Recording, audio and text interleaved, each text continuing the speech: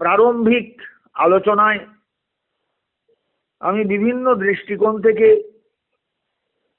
নানাবিধ আলোচনা রাখবার চেষ্টা করে চলেছি। বেশি কাঠিন্য যাতে এই আলোচনায় না আসে তার জন্য আমি সতর্ক হয়ে কথা বলি, যাতে সাধারণ মানুষ গীতাকে অনুভব করতে পারেন, গীতার কথা বুঝতে পারেন, গীতাকে জীবনের সঙ্গী করে নিয়ে চলতে পারেন। আমার প্রয়াস কিন্তু এই কারণে,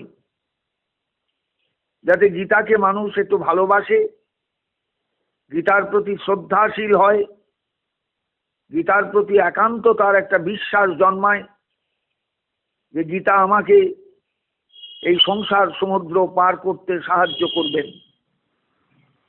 সত্যিই তাই।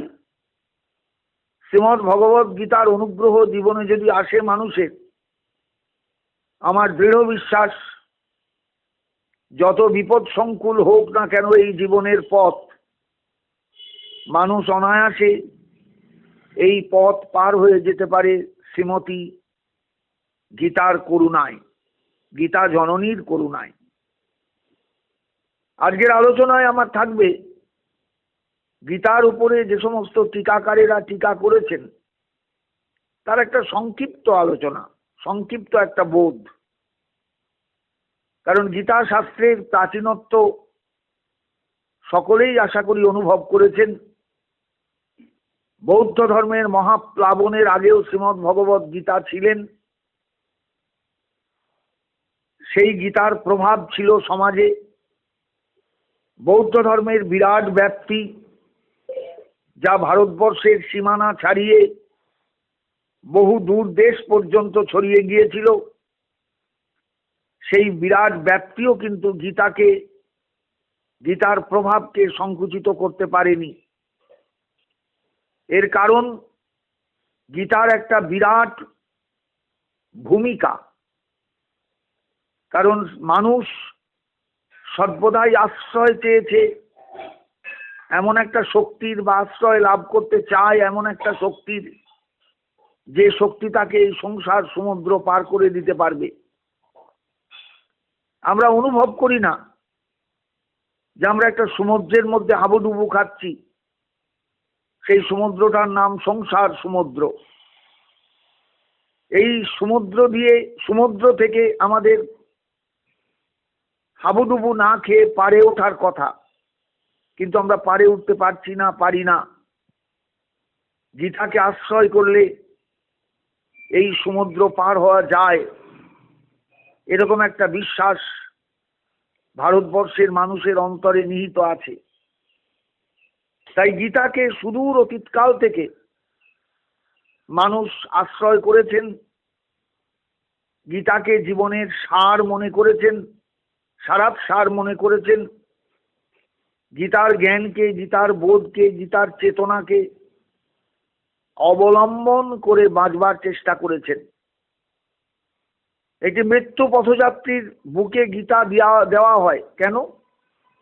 না, গীতা স্পর্শ করে যদি মৃত্যু হয়, গীতার ছোঁয়ায় যদি মৃত্যু হয়, তাহলে তার পরাগতি হয়, পরমা গতি লাভ হয়। এ বিশ্বাস ভারতবর্ষের মানুষের আছে। এজন্য গীতার একটা মূল্য আলাদা। অন্য শাস্ত্রগ্রন্থ সমস্ত একদিকে, শ্রীমদ্ ভগবত গীতা একদিকে, এটাই ভারতবর্ষের মানুষ বিশ্বাস করেন। এই গীতার উপর এক সময়ে অনেক টিকা রচিত হয়েছিলেন। যারা এই গীতাকে ভালোবেসেছেন তারাই গীতার শ্লোকের ব্যাখ্যা করেছেন তার নিজস্ব ভাষায়, নিজস্ব মতানুযায়ী। স্বাভাবিকভাবেই গীতার ওপরে যে সমস্ত টিকা রচিত হয়েছে, এগুলো এক একটা সম্প্রদায়ের অনুকূলে টিকা রচিত হয়েছে বা অনুকূলে গিয়েছে। যে টিকাগুলো সাম্প্রদায়িক ভাবার্থকে নিয়ে ব্যাখ্যা করেছেন তারাই সাম্প্রদায়িক টিকাকার। এই সাম্প্রদায়িক টিকাকারের বাইরে কিছু টিকাকার আছেন যারা গীতার উপর অসাম্প্রদায়িক ব্যাখ্যা রেখেছেন। অবশ্য তাদের সংখ্যা কম। আমরা যদি দূর অতীতে পিছিয়ে চলে যাই, তাহলে সর্বপ্রথম যে টিকাকারকে আমরা পাবো তিনি আচার্য শঙ্কর। তিনি অদ্বৈতবাদের ওপর দাঁড়িয়ে গীতার টিকা করেছেন, ব্রহ্মবাদের ওপর দাঁড়িয়ে গীতার টিকা করেছেন। প্রায় ধরুন আজ থেকে প্রায় অন্তত বেশ অতি দূর অতীতে, এবং তার সময়টা প্রায় ধরে নিন যে আচার্য শঙ্করের আবির্ভাবকাল নিশ্চিতভাবে বলা না গেলেও তার আবির্ভাব অন্তত 788 থেকে 820 মধ্যে। এটা ঐতিহাসিক গণের স্বীকৃত সময়। তার মানে অষ্টাদশ শতকে আর অষ্টম শতকে আচার্য শঙ্করের আবির্ভাব। সুদূর দক্ষিণ ভারতের কেরলের কালারি গ্রামে এই বিরাট পুরুষের আবির্ভাব হয়। শঙ্কর সাক্ষাৎ স্বয়ং মহাদেব নাকি শঙ্কর রূপে আবির্ভূত হয়েছিলেন, এরকম একটা ধারণা ভারতবর্ষের মানুষের অন্তরে আছে। তার ভাষ্যের নাম শাঙ্কর ভাষ্য। ভারতবর্ষ, আমি আগেই বলেছি মহাপ্রস্থান ত্রয়ের কথা আমার আলোচনায়, এই তিনখানা গ্রন্থকে খুব গুরুত্ব দিয়ে এসেছে।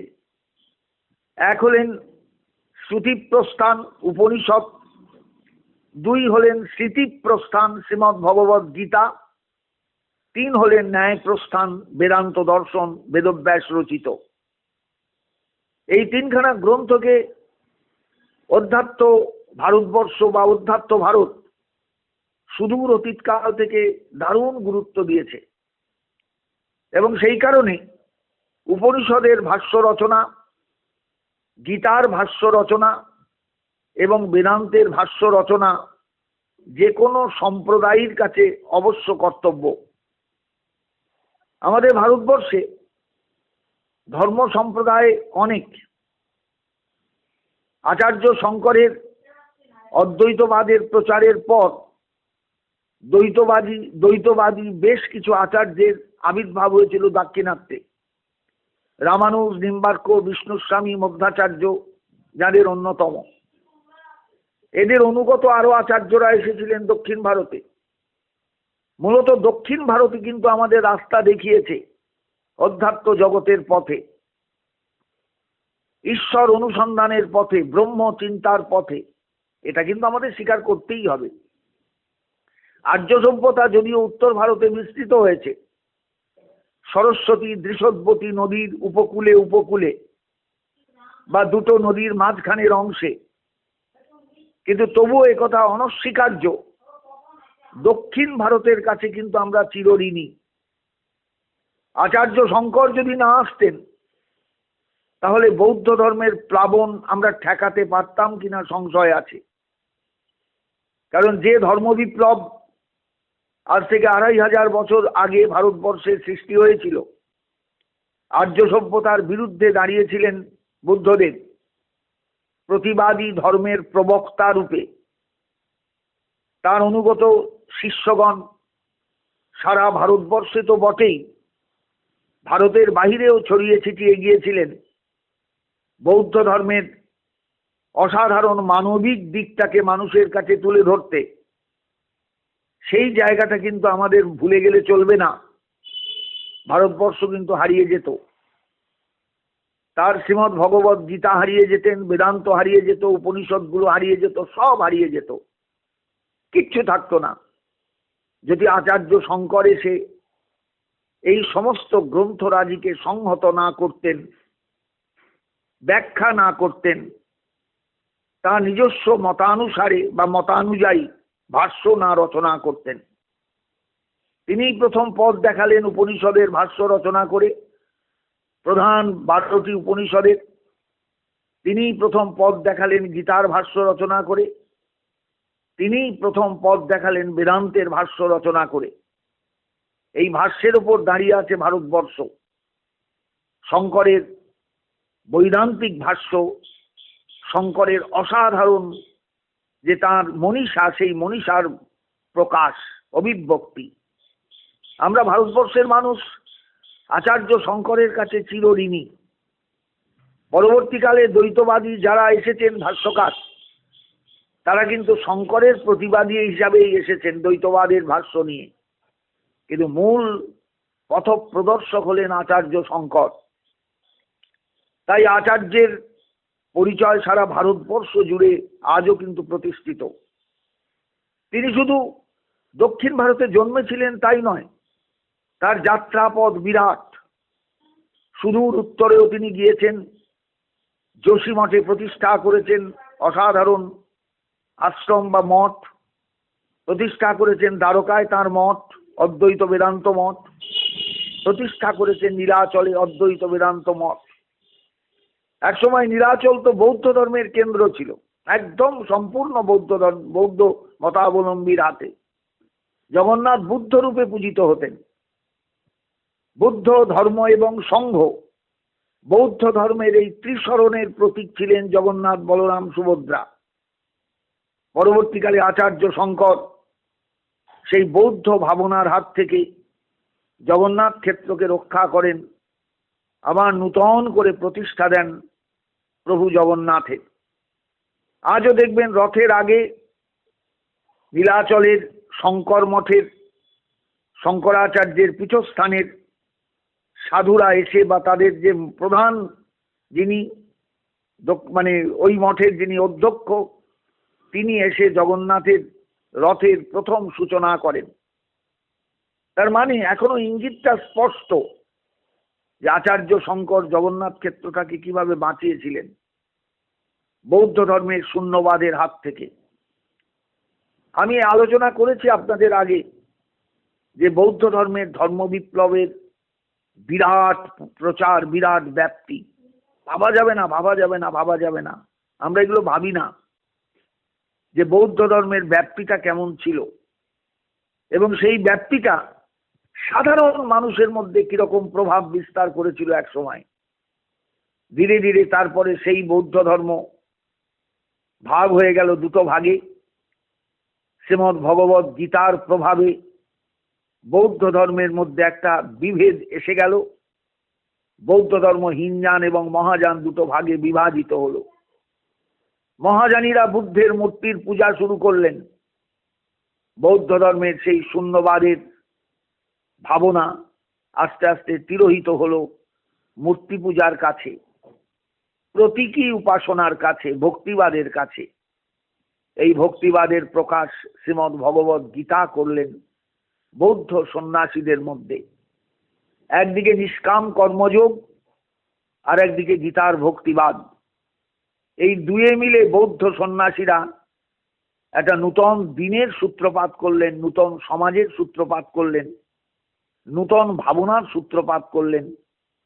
পরবর্তীকালে আমরা বৌদ্ধ বিহারে বিহারে বুদ্ধদেবের মূর্তি পূজাকে তাই প্রত্যক্ষ করলাম। যাই হোক, আচার্য শঙ্কর গীতার ব্যাখ্যা দিয়েছিলেন, এবং সেটা ব্রহ্মপর ব্যাখ্যা, মানে একদম অদ্বৈতবাদের উপর ব্যাখ্যা। পরবর্তীকালে সেই দক্ষিণ ভারতেই রামানুজ, নিম্বার্ক, বিষ্ণুস্বামী, মধ্যাচার্য প্রভৃতি আচার্যগণ এসে দ্বৈতবাদী ব্যাখ্যা দান করেন গীতার উপর। একসময় ভারতবর্ষে এটা নির্দিষ্ট ছিল যে কোনো সম্প্রদায় রচিত হলে বা তৈরি হলে তাদের মহাপ্রস্থান ত্রয়ের ভাষ্য রচিত হওয়া দরকার, নইলে তারা সম্প্রদায় হিসাবে গৃহীত হবে না। এই জন্য যারাই সম্প্রদায় তৈরি করেছিলেন সেই যুগে আচার্য শঙ্করকে সামনে রেখে তারা প্রত্যেকেই মহাপ্রস্থান ত্রয়ের উপর ভাষ্য রচনা করেছিলেন। ভাষ্য রচনা করেছিলেন গীতার উপর, ভাষ্য রচনা করেছিলেন উপনিষদের উপর, ভাষ্য রচনা করেছিলেন বেদান্ত দর্শনের উপর।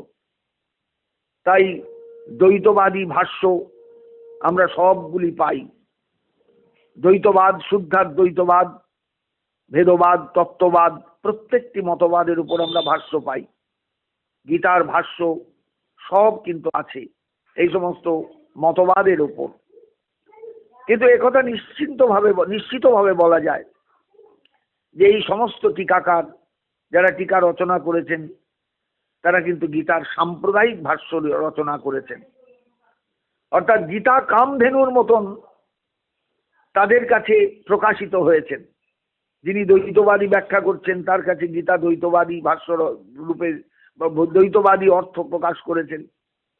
যিনি শুদ্ধাদ্বৈতবাদী তার কাছে সেই রকম অর্থ, যিনি ভেদবাদী তার কাছে সেই রকম অর্থ, যিনি তত্ত্ববাদী তার কাছে সেই রকম অর্থ। কামধেনু যেন, কামধেনুর কাছে যেমন বাঁট টানলেই দুধ পাওয়া যায়, গীতাও তেমনি কামধেনুর মতন তার অর্থ প্রকাশ করে গিয়েছেন। কিন্তু এগুলো সবই তো সাম্প্রদায়িক ব্যাখ্যা। গীতাকে বুঝতে হবে অসাম্প্রদায়িক দৃষ্টিকোণ থেকে, এটা আমার অনুভব। আপনি সাম্প্রদায়িক হয়ে গেলে একচোখো হয়ে যাবেন, ওই সম্প্রদায়ের দিকেই আপনাকে তাকাতে হবে। যেমন শঙ্করাচার্যের ব্যাখ্যা পড়লে আপনি গীতার মধ্যে শুধু অদ্বৈতবাদকে পাবেন, সেখানে ভক্তির কোনো স্থান নেই, সেখানে ভক্তির কোনো অনুভব নেই, বা থাকলেও সেটা গৌণ। কিন্তু আমরা গীতা পড়লে, সাধারণভাবে গীতা পড়লে, গীতার যে সমস্ত ভক্তির বাক্যগুলো আছে, ভক্তির শ্লোকগুলো আছে, ভক্তিপর ব্যাখ্যা যে শ্লোকগুলোর আমরা পাই, সেইগুলো আমরা ব্যাখ্যা করব কেমন করে, বুঝবো কেমন করে? আদ্যন্ত গীতা পাঠ করতে করতে যদি আপনার ভেতরে একবারে গীতার অন্তিম পর্বে গিয়ে যদি মনে হয় কি বলতে চাইছেন ভগবান, ঈশ্বর সর্বভূতানাং হৃদ্দেশে অর্জুন তিষ্ঠতি ভ্রাময়ন সর্বভূতানি যন্ত্রারূঢ়ানি মায়য়া তমেব শরণং গচ্ছ। কি ব্যাখ্যা দেবেন এই জায়গায়? তুমি তারই আশ্রয় নাও, তাকেই স্মরণ করো, তারই শরণাগত হও। কাজে গীতাকে সেইভাবে কিন্তু নিতে হবে, একটা অসাম্প্রদায়িক দৃষ্টিভঙ্গি অনুসরণ করে। আমাদের বাংলার বঙ্কিমচন্দ্র চট্টোপাধ্যায় সাহিত্যিক, তিনিও গীতার উপর তার নিজস্ব বক্তব্য রেখেছেন। মহাত্মা গান্ধী তার নিজস্ব বক্তব্য গীতার উপর। এগুলোকে ঠিক সাম্প্রদায়িক ব্যাখ্যা বলা যাবে না, এগুলো অসাম্প্রদায়িক ব্যাখ্যা। গীতার এই অরবিন্দ রেখেছেন গীতার উপর তার অসাধারণ ভাষ্য, সেখানেও পুরুষোত্তম যোগের উপর অসম্ভব গুরুত্ব দিয়েছেন ঋষি অরবিন্দ। গীতার পুরুষোত্তম যোগ একটা বিশেষ অধ্যায়, সেই পুরুষোত্তম তত্ত্ব দিয়ে গীতাকে ব্যাখ্যা করেছেন ঋষি অরবিন্দ। এগুলো সব অসাম্প্রদায়িক টিকা। আমাদের দরকার গীতার এই অসাম্প্রদায়িক টিকা এবং ভাষ্যকে। আমাদের প্রয়োজন গীতার কাছ থেকে প্রকৃত আস্বাদন জীবনে এনে, প্রকৃত অনুভব জীবনে এনে জীবনটাকে আলোকিত করে তোলা। সাম্প্রদায়িক ভাষ্য দিয়ে আমাদের কাজ নেই, সাম্প্রদায়িক ভাষ্য দিয়ে আমাদের প্রয়োজন সিদ্ধ হবে না। আমরা তো দ্বন্দ্ব করতে জগতে আসিনি, জগৎটাই তো দ্বন্দ্বময়।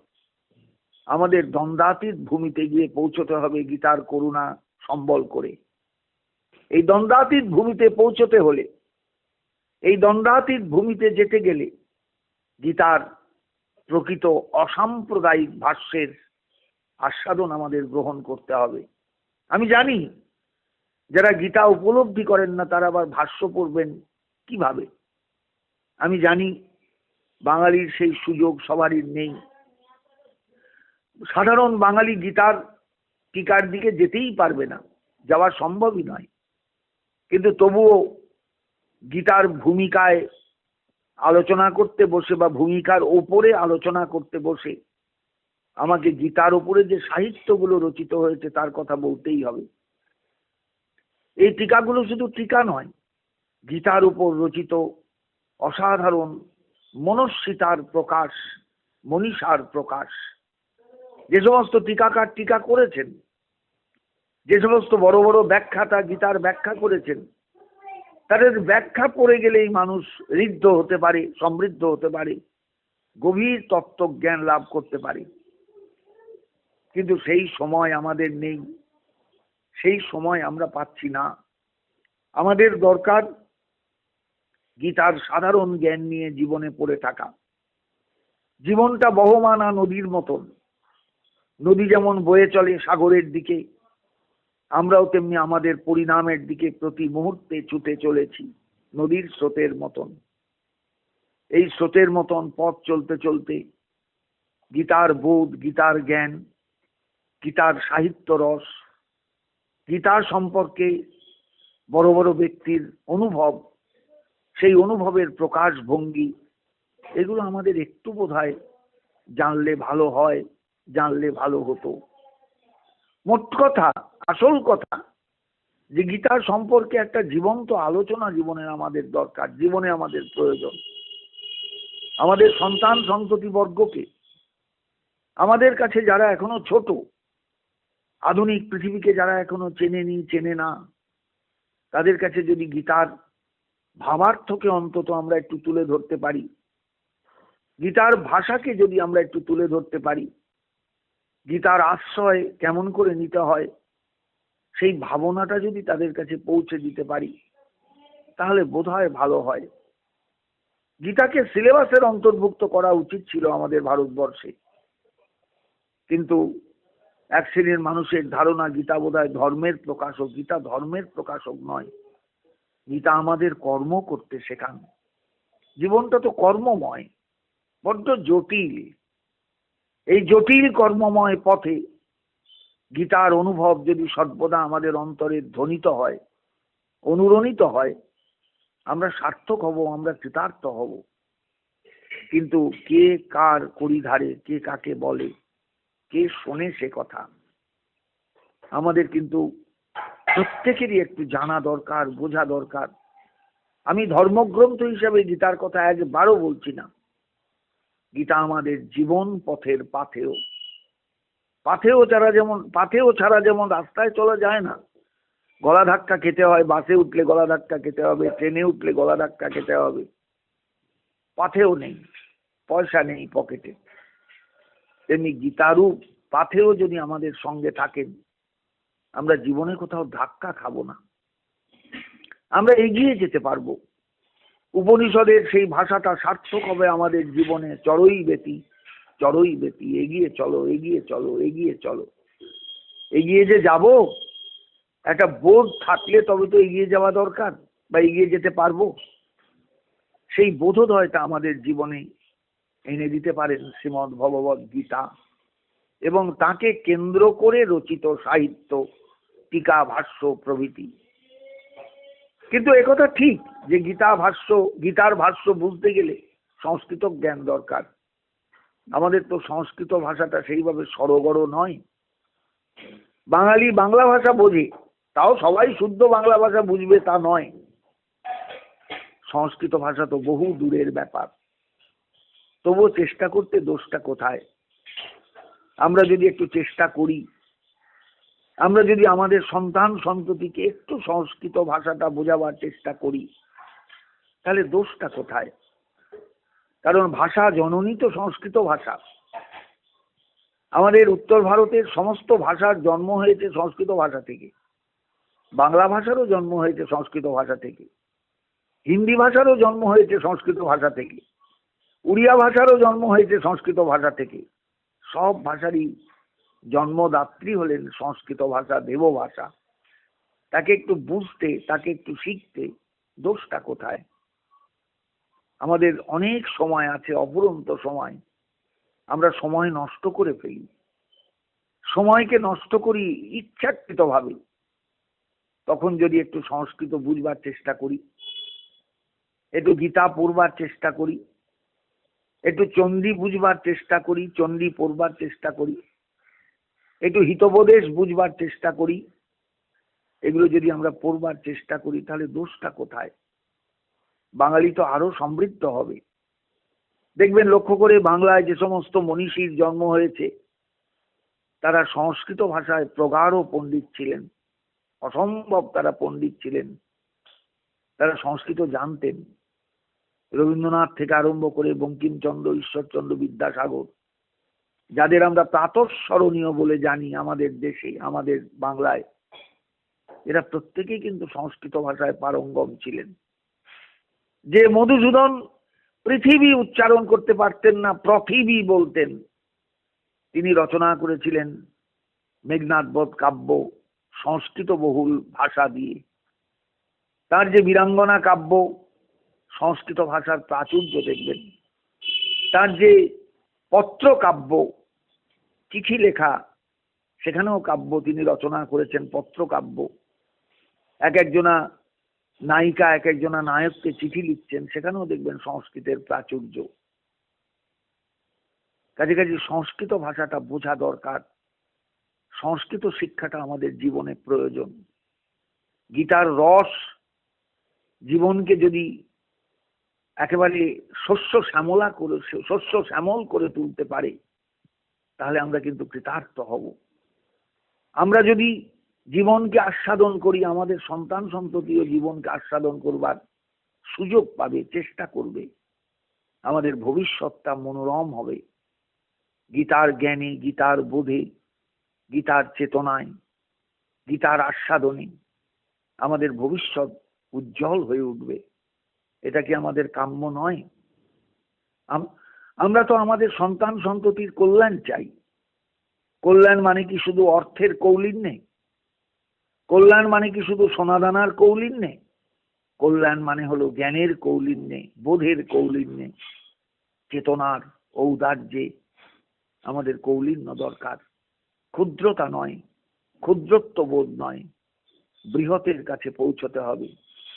কারণ আমাদের শাস্ত্র বলেছেন, উপনিষদ বলেছেন, ভূমৈব সুখম নাল্পে সুখম অস্তি, যদ ভূমা তৎ সুখম। ভূমাতেই সুখ, অল্পেতে সুখ নেই। যেটা ভূমা বস্তু সেটাই সুখময়। ব্রহ্মতত্ত্ব হলেন ভূমা তত্ত্ব, ব্রহ্মতত্ত্ব হলেন ঈশ্বর তত্ত্ব, একই বস্তু। সেই ভূমা তত্ত্বকে গীতা প্রকাশ করেছেন। গীতা অনুভব দিয়েছেন আমাদের সেই ভূমা তত্ত্বের। ভগবান শ্রীকৃষ্ণ নিজে ভূমা তত্ত্ব হয়েও তিনি মানুষী লীলায় দাঁড়িয়ে, রথের ওপর দাঁড়িয়ে, সেই রথটাই তো আমাদের এই দেহরথ, আর তিনি বুদ্ধির অধিষ্ঠাতা বাসুদেব। এই বাসুদেব রূপে তিনি দাঁড়িয়ে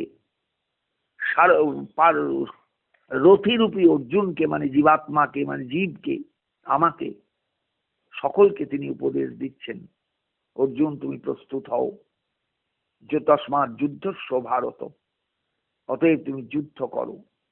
এই যুদ্ধটা সম্পত্তির লাভের যুদ্ধ নয়, এই যুদ্ধটা ধনে প্রাণে নিজের আত্মীয়কে হননের যুদ্ধ নয়, এই যুদ্ধটা নিজের ভেতরে যে আবর্জনা আছে সেই আবর্জনার সঙ্গে লড়াই, সেই আবর্জনা দূর করার লড়াই।